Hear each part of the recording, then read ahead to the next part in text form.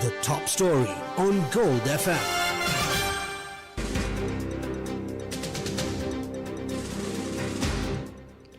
The International Monetary Fund's Global Economy in the Shadow of War report warns that a mere 45 days of Middle East conflict has inflicted deep economic scars than a full year of trade tariffs, slashing 2026 global growth to 3.1% and triggering a global inflationary surge, updating its global inflation projection to 4.4% from 3.7%, driven by skyrocketing fuel and fertilizer costs.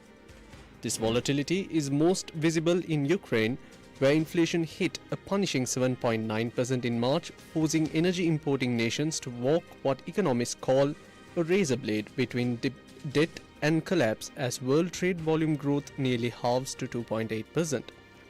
In a stark divergence of fortunes, the IMF has significantly upgraded projections for the war's primary beneficiaries. Russia is now forecast to grow at 1.1% in 2026. Directly capitalizing on the energy price spikes caused by the US-Israel war on Iran despite ongoing sanctions. Simultaneously, India has emerged as the world's most resilient growth engine, with its forecast upgraded to a robust 6.5% for both 2026 and 2027, shielded by a strategic deal to lower US tariff rates and powerful domestic momentum. This stands in grim contrast to the epicenter of the conflict, where Iran's economy faces a catastrophic 6.1% contraction and the Eurozone teeters off the edge of stagnation, with Germany scraping by at just 0.8%.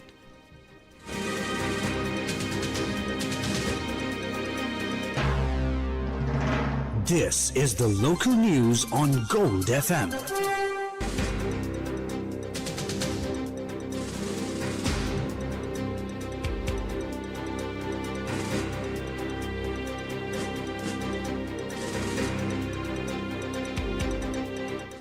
This stands in grim contrast to the epicenter of the conflict, where Iran's economy faces a catastrophic 6.1% contraction and the Eurozone teeters on the edge of stagnation, with Germany scraping by at just 0.8%. The closing of the Strait of Hormuz and serious damage to critical energy facilities in the Middle East raise the prospect of a major energy crisis should a durable solution not be found soon. Oil and gas prices have increased sharply, and so have the prices of diesel and jet fuel, fertilizer, aluminum, and helium. The overall impact will depend on three channels. First, higher commodity prices are a textbook negative supply shock, raising prices and costs, disrupting supply chains, and eroding purchasing power. Second, these effects may be amplified as firms and workers try to recoup losses, risking wage price spirals, especially where inflation expectations are poorly anchored. Third, financial conditions could tighten, with lower asset valuations, higher risk premia, capital flight, dollar appreciation, dampening demand.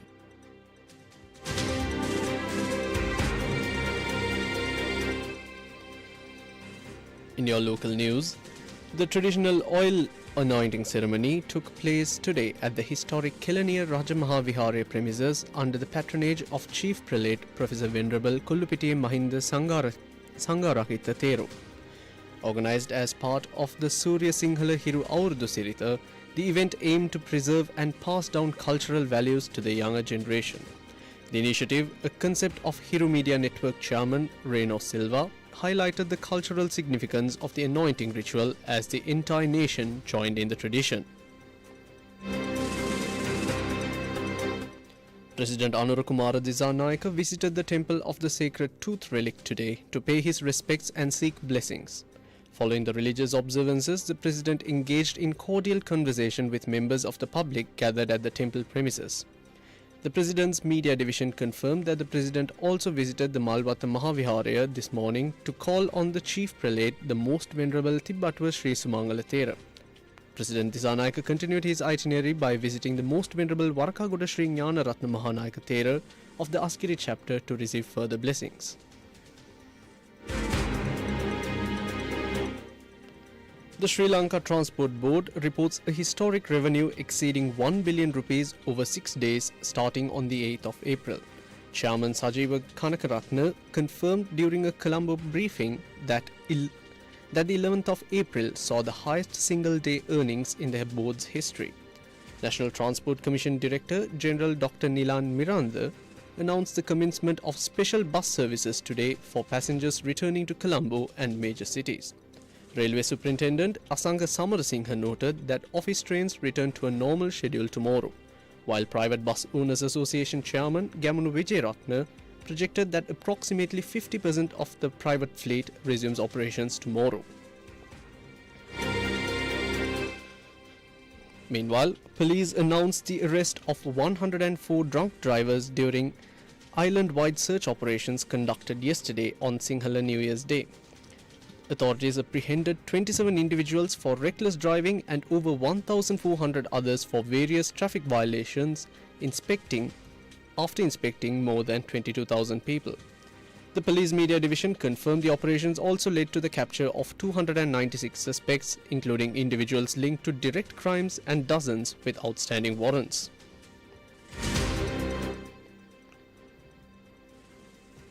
Police also reported 42 deaths resulting from road accidents over the last 4 days, highlighting a deadly period on the country's highways. According to the Police Media Division, 793 people lost their lives in 755 fatal crashes between the 1st of January and the 14th of April this year.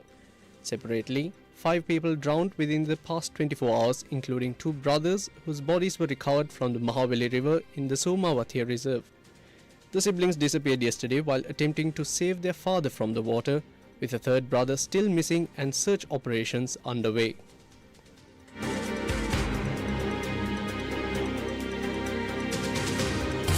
Now for some news in brief.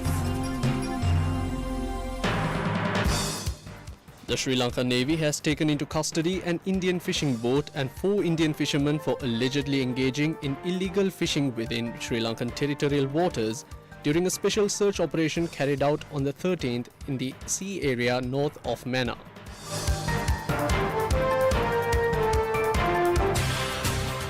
The business news on Gold FM.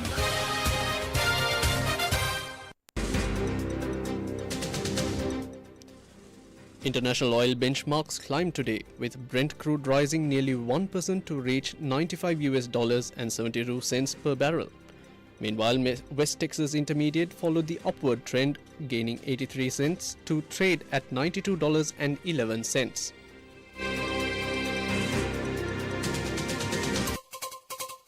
International news on Gold FM. In your international news, the chief of Pakistan's army, Field Marshal Asim Munir, landed in Iran as part of a delegation to hold high-level talks on the resumption of talks between Iran and the US. Meanwhile, President Donald Trump stated that China is very happy that he is permanently opening the Strait of Hormuz, stating he is doing it for them and for the world. In a statement, the president claimed China agreed not to send weapons to Iran and suggests President Xi will give him a big, fat hug during an upcoming visit in a few weeks. He asks if this cooperation beats fighting, but warns that the US is far better at fighting than anyone else if necessary.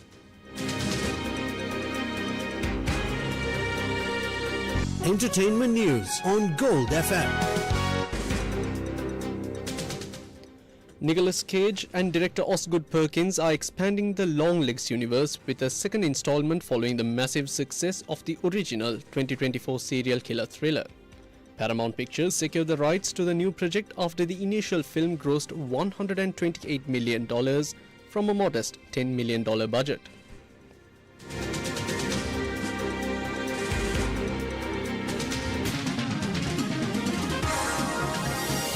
Sports news on Gold FM.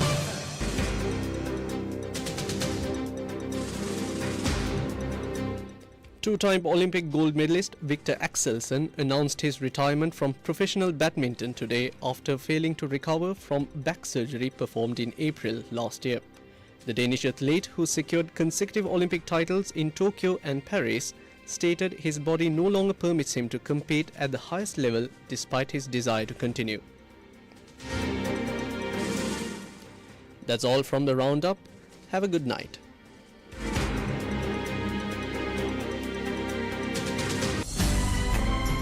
Song sung blue, weeping like a willow. post up on the Facebook fan page or log on to goldfm.lk. Gold FM 93 or 93.2 island-wide. Wishing you a peaceful and prosperous Sinhala and Tamil New Year from Gold FM. Finally, Candy belongs to Candy. This new year, elevate your style with the latest festive collections at our brand new showroom on Peradeniya Road. Life get a better life. Long life you can get a better life. Get a better life. Ceylon Green Life Plantation Private Limited. I'm going to live a new green life.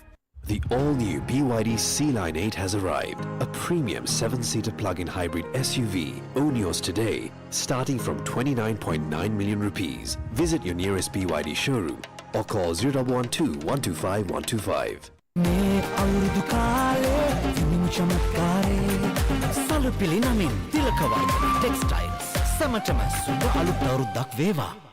Laugh Super. May Orute Obadinavana Iturum Vasi. Get valuable discount vouchers on purchases of just 500 rupees, including a nominated brand. Celebrating Sinhala New Year rituals and traditions on Gold FM. Setting out for professional occupations.